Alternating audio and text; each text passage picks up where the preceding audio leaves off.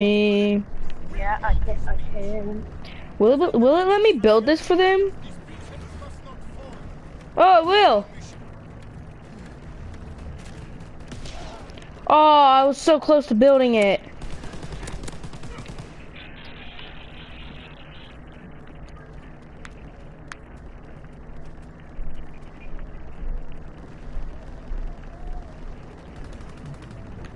Oh, I didn't know we were. Oh, I forgot about bots.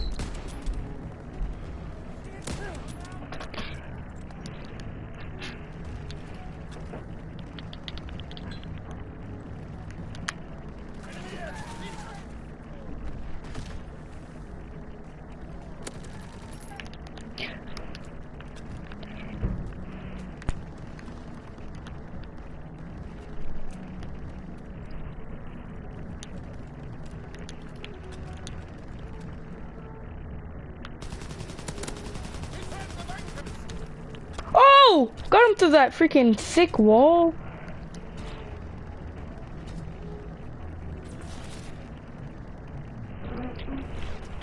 God, man. People need to leave me alone.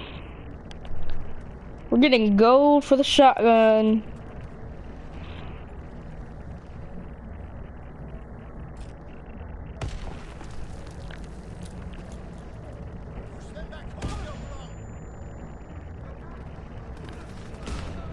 Really?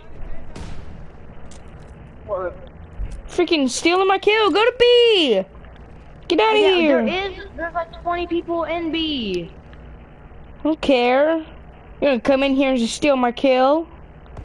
I didn't steal your kill. He was coming up the ladder and I shot him. Yeah, I was literally aiming my shotgun at him.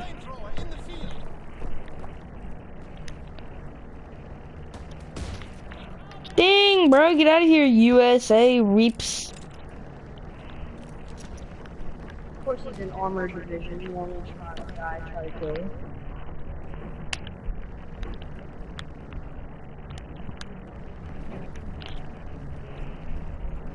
Dude, where are they?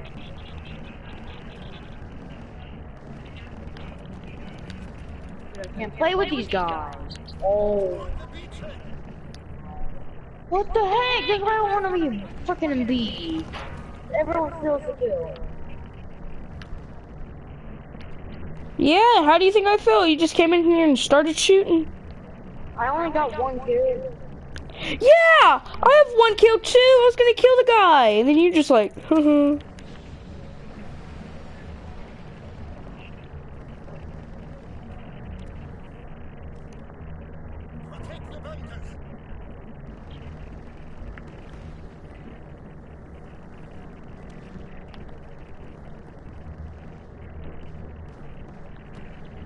Bro, I swear. oh my gosh, why freaking the shotgun sucks?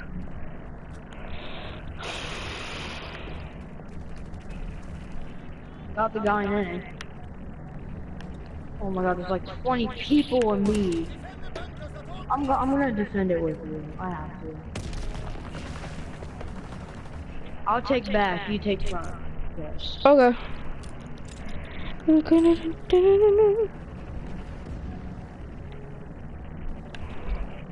Somebody's coming. Or they're going to be either one. Did I use this for that? No. 2 minutes until our reinforcements get here. Oh! He thought he could snipe me! No, no, no, no. How? He had to be a little,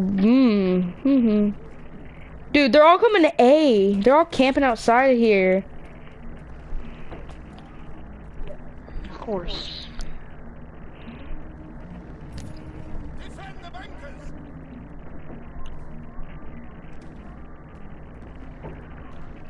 You go at the back Yeah, I need to again. grab something. I need to grab something real quick. I'll be right back. How? Okay, you're getting on my nerves. So you're gonna die now. These sniper people, they just don't know how to quit.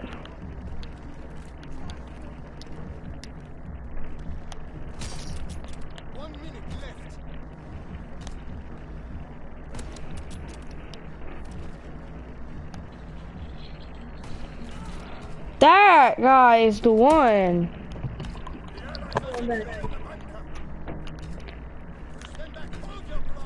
Look, now because of you, we're losing B, Austin.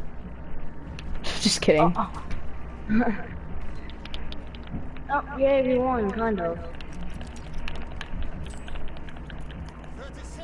Well, they're not taking A. Looks like they're...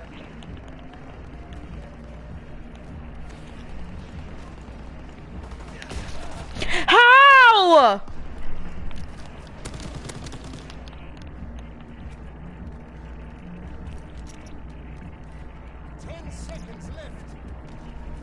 Oh, of course he's gonna go for B. How? That's a one-shot, one kill. Congratulations, mein Kamerad. We've held the reach. The Führer will be pleased.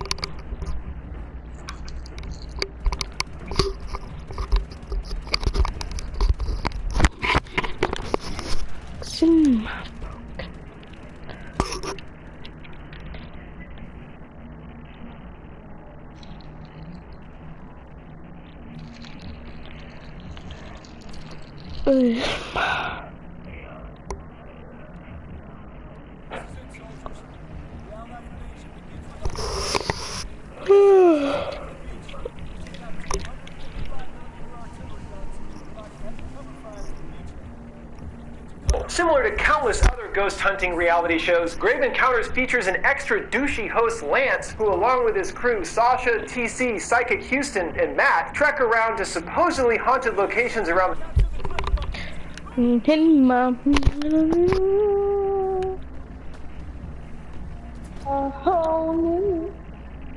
with this game. How? I'm done! He keeps hitting me! Oh, he's trying to do a head glitch, I see. Dude, I hit him like 18 times. How? Oh, I forgot I can shoot through stuff. How is he reloading before me? Exactly.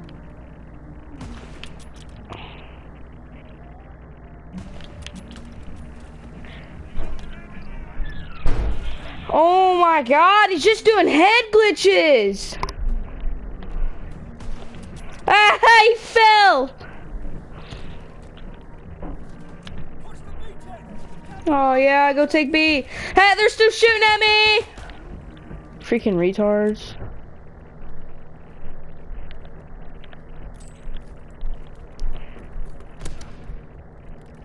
Coming up behind. What the freak? Where? Oh my god.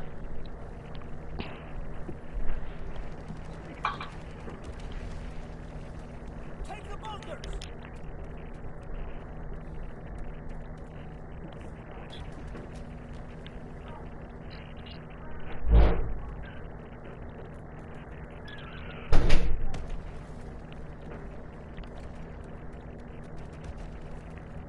Securing the bunker!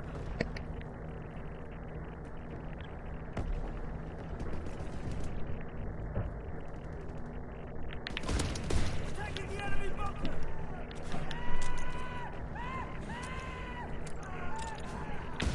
What? How? I freaking shot him.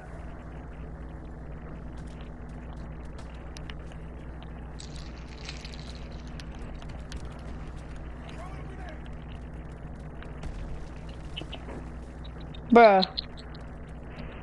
Yeah. Nothing. Not you. That was a headshot! Like how? How did that not kill him? There's nobody in B.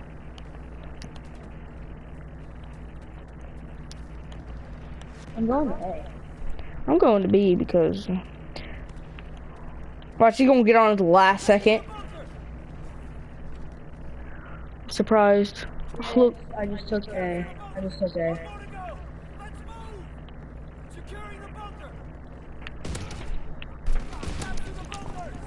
Oh my god, I'm trying to get something. Where'd that go?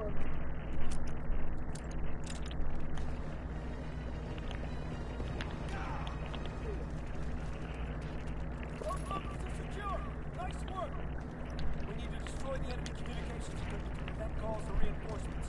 Let's move.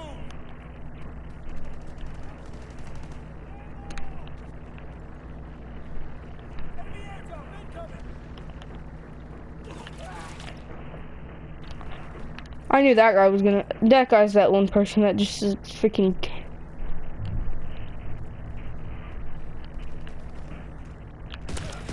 How? Of course, that guy's gonna steal my kill.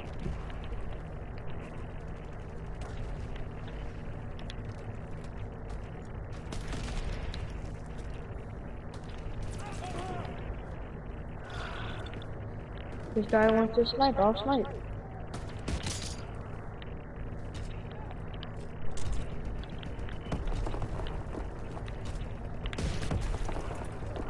Oh my god, you noob! You shouldn't even be using that! I don't know what freaking Sledgehammer was thinking putting freaking fire shells in this game. I know. How many bullets does it take? Of course I would assist. This game would just be annoying all the time. Destroy the comms equipment.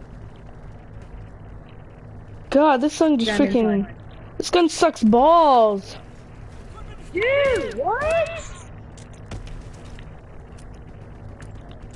That was an assist, okay. Yeah, that makes sense. Makes total sense, yeah. But I totally didn't know. How? Oh my god, that was a freaking headshot.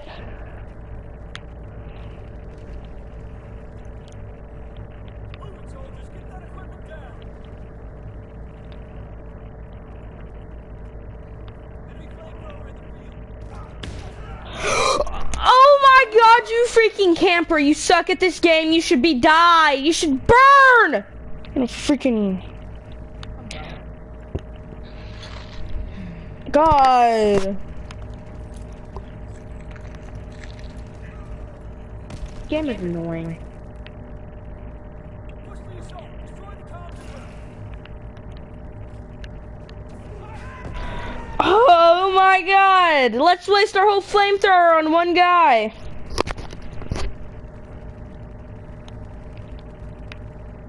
Done.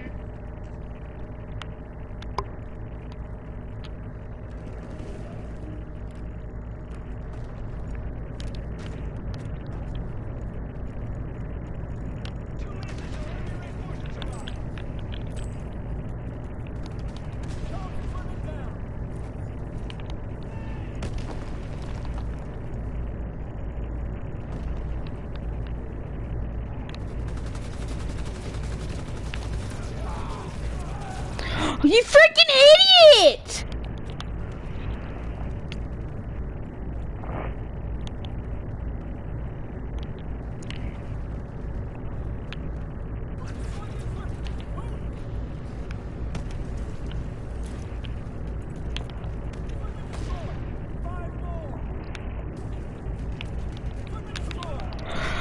Oh, you suck!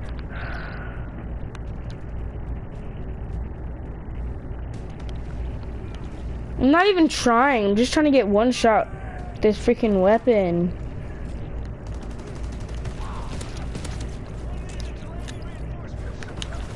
Oh my god!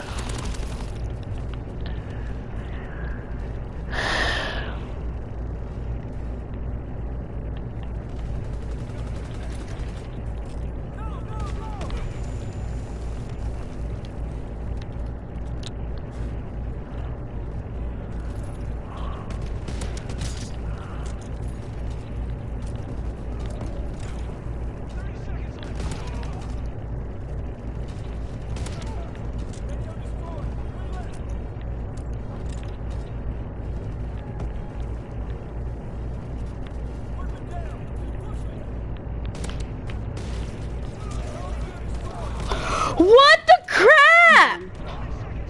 Exactly. There's one more, come on!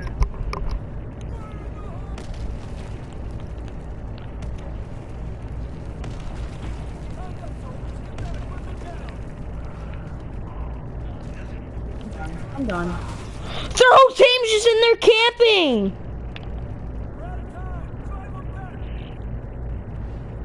Oh my god. We just keep going in there. Keep doing that, keep doing that, keep doing that, keep doing that, guys, please. Come on. No. I killed two, go in there. Go in there, I killed two. I killed them all. Yes. I killed them all. Yes. Dude, they're probably all just like, are you serious? Oh, they're like, no! They're probably like, I'm gonna go kill myself now. They're probably crying.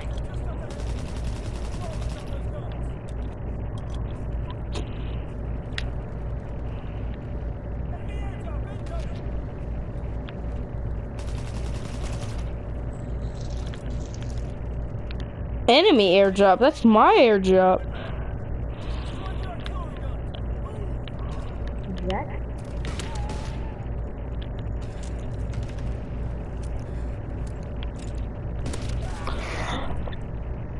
Bruh! He actually went to the freaking skull! Like, I don't do that! Like, who does that? That's just like something a noob would do. What'd he do? Oh my god! Oh wow, dude. This guy's that's such a great player. Camping. Gonna steal my kill.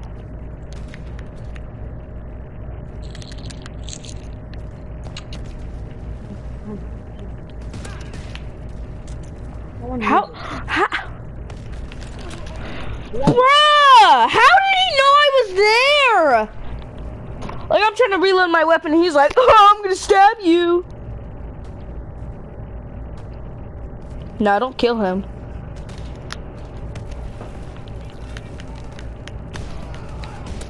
Freaking teammate wouldn't move.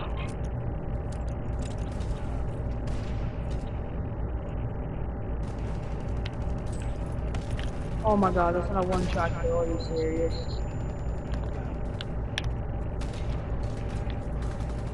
Yo, go and B, I killed him.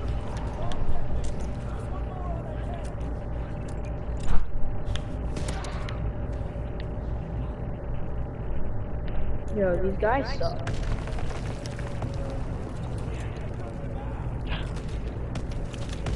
Yes!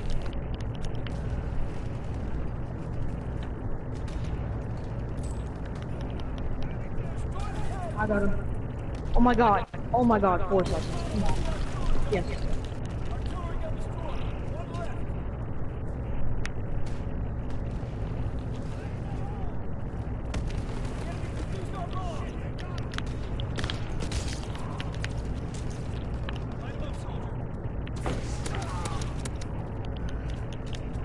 Finally, I killed that guy.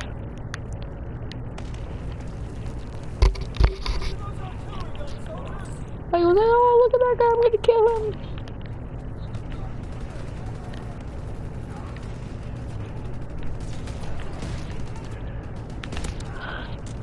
Plant it.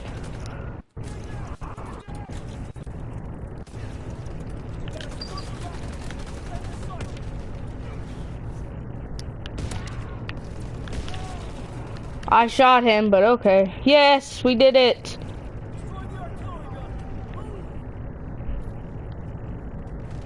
Whee!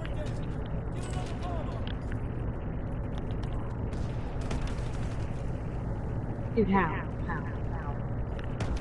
He killed me after he died, how? We didn't even have fire.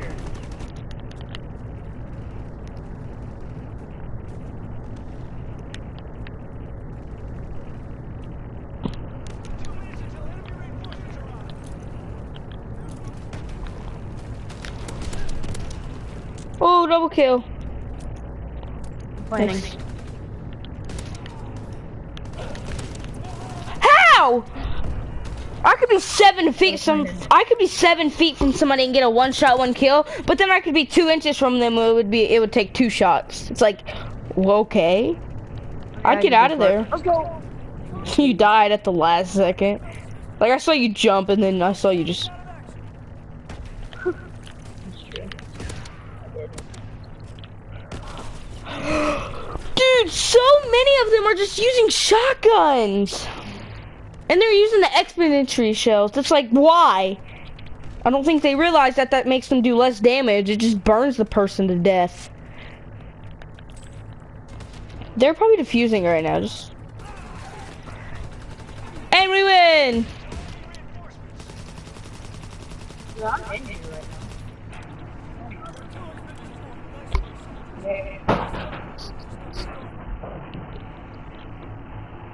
Upstairs, go upstairs.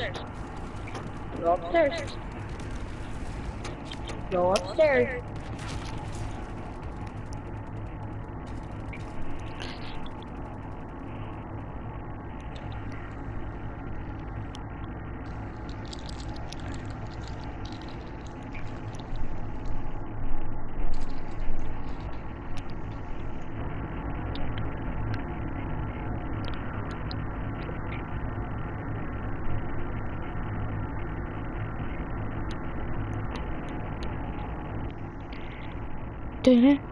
Oh, I got a supply drop.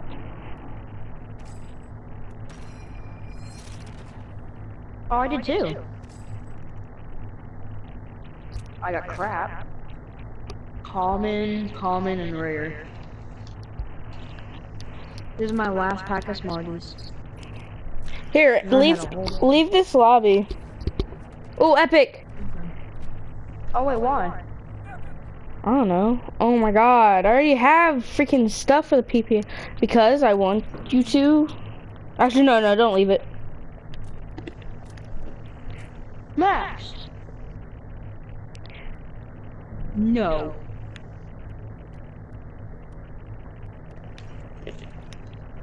No.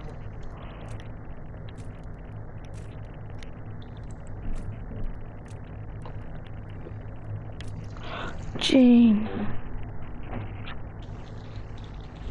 The country in order to catch paranormal activity. Problem is, none of them are actually haunted, and the show is 100% fake. That is until the filming of episode 6, Haunted Asylum, where the crew went missing and was never heard from again. Yet somehow their raw footage made it to the outside world, where the show's producer edited it into the film we are watching, allowing us to find out what happened to the crew at Collingwood Mental Hospital. When they first arrive, we get some major foreshadowing to the crew's fate when Lance interviews a local town historian learning of the asylum's disturbing history. First opened in 1893, Collingwood came into being in an attempt to prevent further overcrowding at hospitals nearby. Back then, mental hospitals were more like a dumping ground for patients rather than a place for them to get real help of any kind. The conditions of the hospital were also terrible, with the patients not having blankets, clothes, or even food. And as if the conditions weren't bad enough, the hospital was run by Dr. Arthur Friedkin, a major proponent of lobotomies, and he used the patients at the hospital as subjects for his experiments. How? It would end in 1948 when a patient escaped and stabbed Friedkin to death. With the hospital's dark past, it's no wonder that the spirits that are still there are at unrest and, well, pretty angry. And that is the basic gist of the movie's story.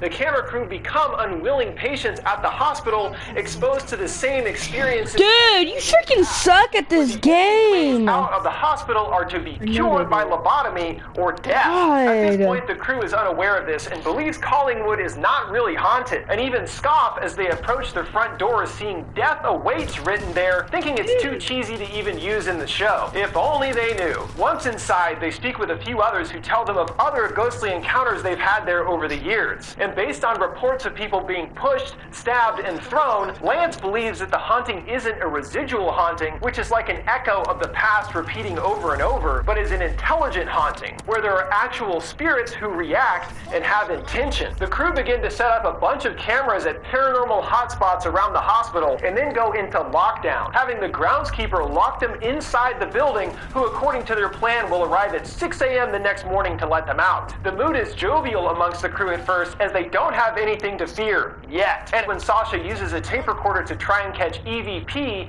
or voices of the dead that can be caught on tape recordings, when they play it back, no one answers her questions. But after about 4.5 hours of recording time, we get our first sign of the spirits that still This gun hospital. sucks Max One of the paranormal balls. static momentarily takes over the camera image, and the window opens by The itself. freaking Get a bit more the intense when M30 TC Luffy on its from own enters a freaking bathroom, whatever first noting that gay it's very name cold is. inside. Then the door slams closed on its own. Understand? Ah, that was one shot. Turn to the others, showing them the footage, and they are actually impressed because for the first time they have potential proof of the afterlife on camera. Hoping to see it happen again, they set off back into the corridors, where after a while Sasha's hair is tousled by something unseen. Now having concrete paranormal activity caught on camera, Lance is desperate to keep filming and takes a picture, which we see after later being developed is full of spirits, as seen by orbs floating all around the area. Urged on by TC to go home, Lance finally relents, feeling they have enough footage, and decide to pack up their equipment and leave. Then when they return to base camp, we see the beginning indications of yet another layer of difficulties for the crew. They remark that it's already 6:15 when they come back, so the caretaker should have returned to open the doors to let them out by now. But time moves differently within the hospital walls,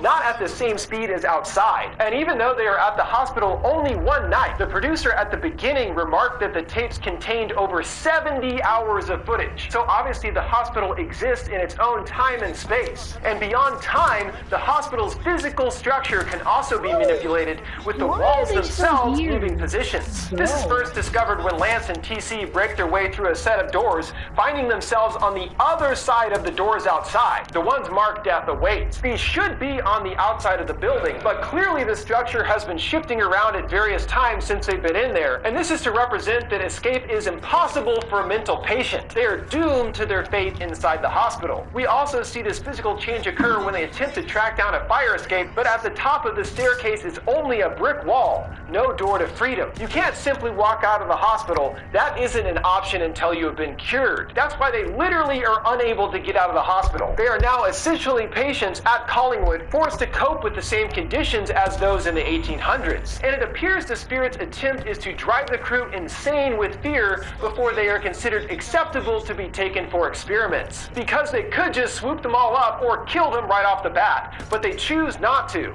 and slowly increase the intensity of the hauntings until they finally do appear. And we see the crew become increasingly on edge as their stay in the hospital goes on, and the encounters become more dangerous. After 46 hours inside, the crew goes in search of the missing Matt, and just as they're about to give up their search, they see what looks like Matt running behind them. They chase after him, entering a room, finding a woman in a gown standing in the corner. She turns around, her face contorting into a demonic and ghostly visage, and they run off hiding in a closet nearby. During this, somehow Houston gets separated, now finding himself alone and in complete darkness. He slowly makes his way down the hall as an ominous low rumbling rings out, and Houston is lifted into the air, being strangled. It lets him go, and he calls out for help as a big flash of light appears, launching Houston down the hall, killing him, now motionless lying on the floor. If we equate this to the fate of a mental patient, Houston was apparently killed by another patient, one who no doubt had been pumped full of drugs and experimented on by Friedkin, causing him to turn violent. Unaware of Houston's fate, Lance starts breaking down, unsure of how much longer they will last. They wake up later discovering they each have patients' wristbands with their names on them, and now that they have their own wristbands, their patient initiation is nearly complete. Still desperately hoping to find a way out, they head back into the ever-changing corridors, and at one point Sasha is attacked by an arm emerging from a door, and the others get her free, running away. But Sasha is overwhelmed with fear and stops, unable to go on anymore. Up ahead, TC calls them over, and it's the missing Matt sitting alone, now dressed in a hospital gown. When they try to communicate with him, he seems in a daze, starting to ramble about his symptoms as a patient. It's clear that in his time away from the group,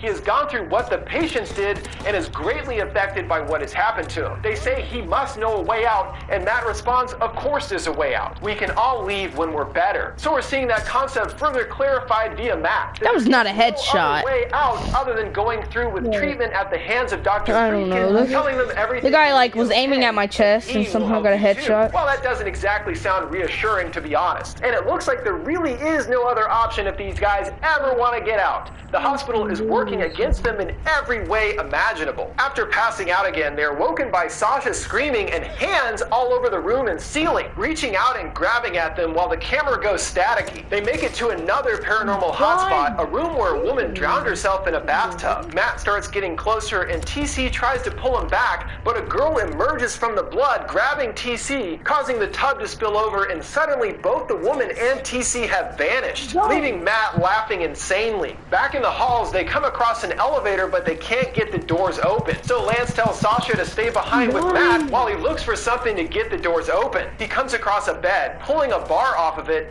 and then discovering a bloody tongue on the floor. And he looks up, seeing a man in a gown on the ceiling who utters Lance. He makes it back to the elevator doors, getting them open, but just as he's about to climb down the shaft, gets distracted by odd noises nearby. He switches his camera to night vision, and the man appears in the hall, lunging at Lance and attacking him. They manage to get the man trapped behind a door, but I'm not sure how long that will hold him back. Meanwhile, Matt takes a camera, then walks into the elevator shaft, tumbling down to the bottom dead. For Matt, even though he had begun his treatment, he had been tortured and changed by the experience, and had lost all hope, and thusly he commits suicide, the only other alternative to ending the torture. The final survivors, Lance and Sasha, take the ladder down the shaft, finding themselves in the tunnels beneath the hospital. These tunnels are the only paths that connect to the other buildings on the grounds, and thusly is their last chance of making it out. But of course, the hospital's physical state is constantly changing, and so the tunnel they take is unbelievably long, stretching eternally onwards. And at one point, when taking a break as Sasha is getting increasingly ill, coughing up blood, they say they have been walking for an entire day in one direction, because there literally is no end. The hospital is changing itself to prevent them from ever getting anywhere. We witness our most mysterious character fate as the two lay in the hall, and a fog appears, growing in size. Once it dissipates, Sasha has disappeared, leaving Lance all on his own. Yeah, so what the heck is that about? My best guess is the Dang! God, they're just launching grenades! mind mentally degrading into insanity. Yeah. Look, see, they're just launching grenades and it's impossible. Reality has become clouded in his mind. Again, Lance sits on the wall using the tape recorder, asking the spirits what they want. When he plays the recording back this time,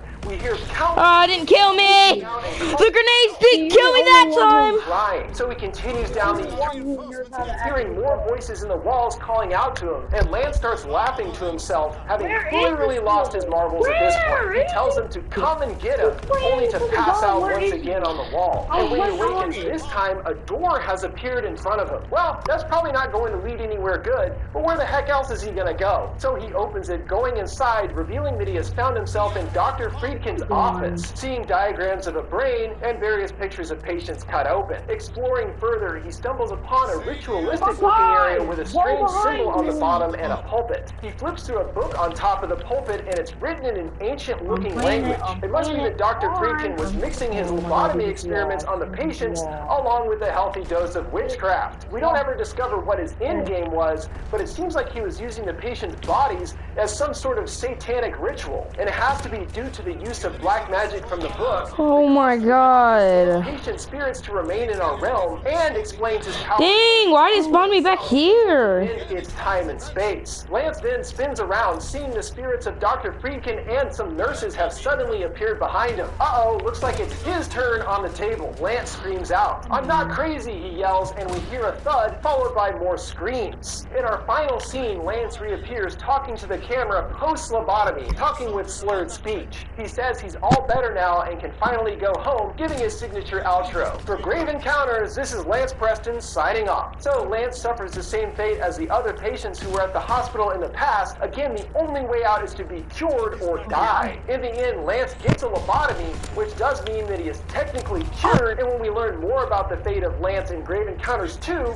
we find out he wasn't in fact allowed to leave. But that's a whole other video. So let me know if you guys want me to do an explain for the sequel as well. Alright guys, that'll do it for my ending explain on Grave Encounters. In a nutshell, a TV show crew enters into a spirit-filled asylum and unwittingly find themselves trapped inside, living through the horrific experience of mental patients in the past at the hands of satanic worshipping lobotomy-obsessed Dr. Friedkin. Oh, and as far as who sent the tapes to the producer in the first place, it was the ghosts. Yep, somehow the ghosts are able to send packages in the mail. This isn't really touched on in part 1, but part 2 makes it clear that it is the ghost sending out the tapes in hopes of luring people to the hospital to get more patients for Friedkin's experiments. Okay folks, we are approaching the site of the encounter that the lady had in this house, which she described as super duper spooky. Right beyond this door, maybe we'll see something inside. 2 minutes until our reinforcements get here. Stop Oh my it! gosh, guys, it just got super chilly in here. A surefire sign that ghosts are afoot. Let me see if I can contact any spirit bros. Hello? Is there anybody there? How are you today? Max, stop! Which is We destroyed one of our friends.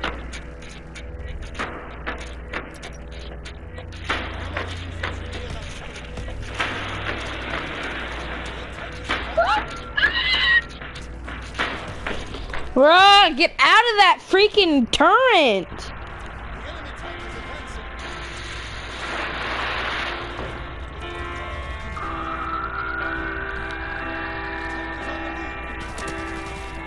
I'm done. I'm freaking done. Hey everybody, welcome to Found Flicks. This time on Ending Explained, we'll be looking at one that so many of you guys voted on, M. Night Shyamalan's The Visit, where two kids go to meet their grandparents, and things become increasingly more bizarre until the end reveals the sinister truth. But first, it's time to vote for the next Ending Explained. One choice is A Ghost Story, where a deceased white-sheeted ghost returns to his suburban home to try to reconnect with his bereft wife. Your other choice is the Stephen King adaptation of Gerald's Game, where after a sex game gone wrong, a woman is left handcuffed to the bed where she is forced to survive on her own. Which would you like to see me do next? Make sure to... What's up guys, welcome to Found Flicks. On this Ending Explained, we'll be looking at the winner of our last vote, Gerald's Game, the Stephen King adaptation where a woman has to fend for survival after a...